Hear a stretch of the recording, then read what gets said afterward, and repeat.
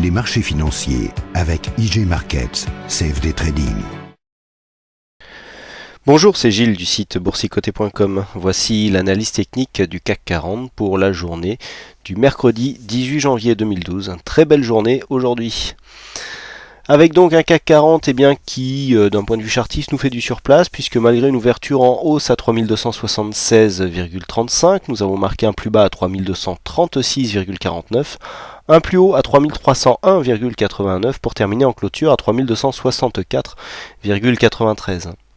Le CAC 40 perd 0,15% sur cette séance, un peu plus de 5 points perdus par rapport au cours de clôture d'hier. Donc bon, c'est une séance qui vient s'inscrire dans une certaine stabilité, puisqu'après la forte hausse connue hier, on a oscillé quasiment dans les mêmes zones que donc la séance d'hier, ne comblant pas totalement le gap. On a eu un comblement partiel ici, puisque je rappelle que le bas du gap se situe sur le point haut de la séance de lundi, à savoir 3231,02, et avec un plus bas donc à 3236, il y a encore 5 points à combler, donc gap qui marque bien ici une zone de support, donc cette zone ici 3230-35 points, qui n'est pas encore comblée et qui laisse pour l'instant un petit peu de dynamique haussière intacte, puisque tant que ce gap ne sera pas comblé, cela montrera que les acheteurs arrivent à tenir le marché, puisqu'un gap a normalement tendance à être comblé.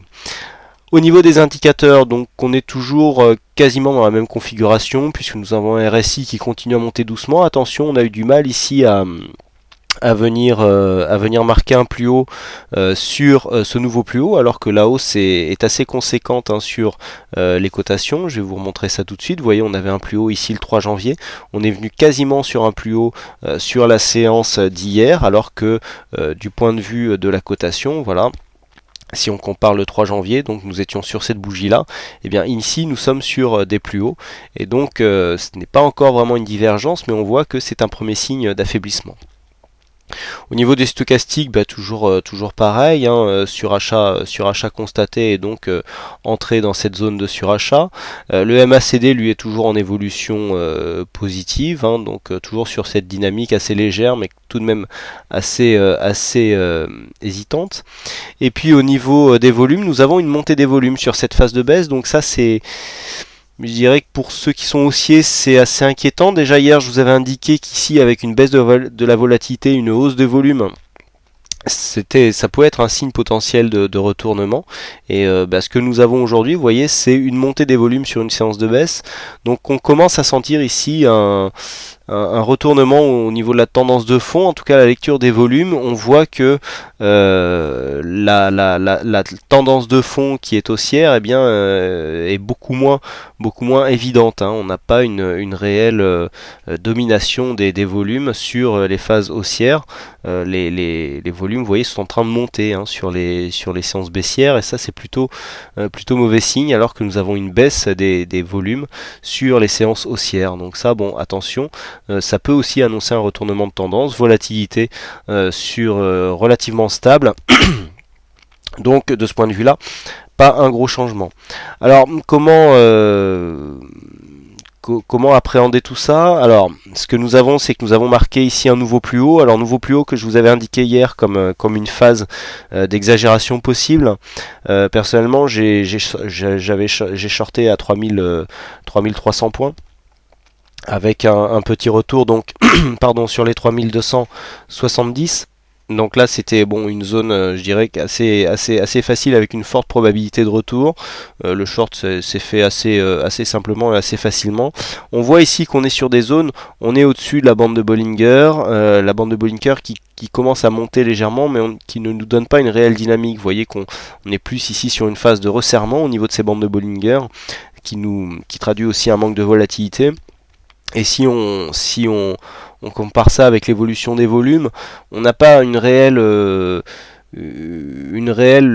volonté de monter avec des signes de puissance. Là on serait plutôt sur une phase d'arrêt. On a bien monté hier, et puis là on est en train d'osciller sur les mêmes zones. On a cassé le plus haut, on a cassé le plus bas. Donc pour l'instant on est en train de se chercher, donc de toute façon cette zone ici, 3288, était une zone majeure. Il ne fallait pas s'attendre à une cassure relativement facile, on l'a attaqué deux fois, hein, on est venu attaquer une fois hier, une fois aujourd'hui. Je pensais que la cassure serait un peu plus significative, mais le fait que l'on revienne ici clôturer dans la même zone que le corps de la précédente bougie montre que il n'y a pas de réelle conviction haussière sur ce mouvement, même si le gap ici n'est pas comblé. Donc pour l'instant toujours ici dans cette zone de stabilité, entre 3250 et 3290, hein, pour arrondir. Tant qu'il n'y a pas une cassure vraiment significative, eh bien on reste dans cette zone. Alors il y a énormément d'éléments techniques qui pourraient empêcher le CAC de remonter et donc de casser cette résistance baissière. Il y a beaucoup plus d'éléments techniques qui ralentiraient une hausse que d'éléments techniques à la baisse, hein. Là on pourrait même avoir des consolidations qui pourraient revenir ici chercher 3170 sans pour autant venir invalider ici le mouvement de fond qui reste haussier. Donc là, bon, sur ce coup-là, eh bien on voit qu'on a plus de potentiel à la baisse qu'à la hausse. On voit bien, hein, pour revenir à la configuration graphique sur laquelle nous étions hier, que le support que nous avons ici marque beaucoup de points de contact avec donc les points bas, et qu'une consolidation qui viendrait ici chercher aux alentours des 3200 points garderait donc une dynamique. Vous voyez que la moyenne mobile 20 exponentielle commence ici à se jumeler avec ce support haussier, et que donc un retour sur cette zone ne remettrait rien du tout en cause, à part si ce n'est bien sûr le comblement du gap. Mais on voit qu'au niveau de la dynamique ça pourrait coller. On a ici un point bas significatif aux alentours des 3150 points, donc tant qu'on ne casse pas ce point bas, on ne remet pas en cause la tendance de fond, et je dirais même que tant que nous n'avons pas une cassure des 3110 ici, hein, qui est le plus bas entre les deux précédents points hauts, eh bien la tendance est toujours haussière du point de vue de la loi de dos, hein, puisque pour mesurer un plus bas significatif, il faut prendre le plus bas qu'il y a entre les deux précédents plus hauts, hein. Donc nous avons un point haut ici, un point haut là, le plus bas entre ces deux points hauts, eh bien c'est cette zone là. Donc tant que les 3110 ici ne sont pas cassés, eh bien on est toujours sur une dynamique court terme haussière. Donc comment jouer cette prochaine séance? Bon, eh bien une cassure ici des 3290 points durable pourrait nous donner une reprise de la dynamique haussière. On voit qu'au niveau des indicateurs on est quand même relativement limité, hein, puisque même si nous avons un MACD qui n'est pas trop ample, eh bien les RSI stochastiques sont quand même très très proches de leur phase de surachat. Même le stochastique y est déjà, le RSI en est proche, donc très peu de potentiel. Il ne faut pas s'attendre à gagner 100 points d'un seul coup, à moins d'une nouvelle macroéconomique vraiment qui surprenne tout le monde et donc dans le bon sens.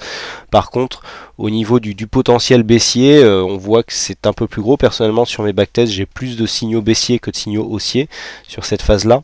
On est aussi sur le haut de la bande de Bollinger, donc pour l'instant pas de signal, mais juste plus de potentiel ici à la baisse que dans le sens donc d'une continuité haussière.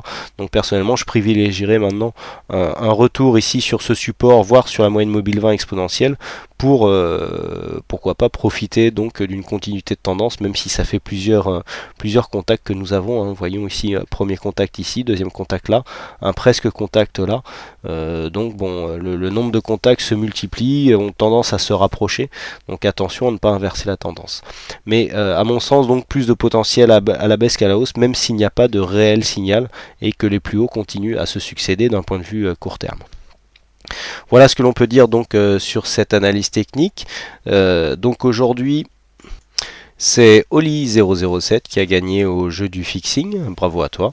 Et puis je vous remercie pour tous les messages de sympathie que vous m'avez envoyés aujourd'hui, c'était très gentil à vous et notamment la plupart d'entre vous. Et puis donc sur ce, je vous souhaite à tous et à tous une bonne soirée, bonne chance dans votre aide, et je vous donne rendez-vous dès demain pour de prochaines analyses techniques en vidéo. Bonsoir à tous. Les marchés financiers avec IG Markets, CFD Trading.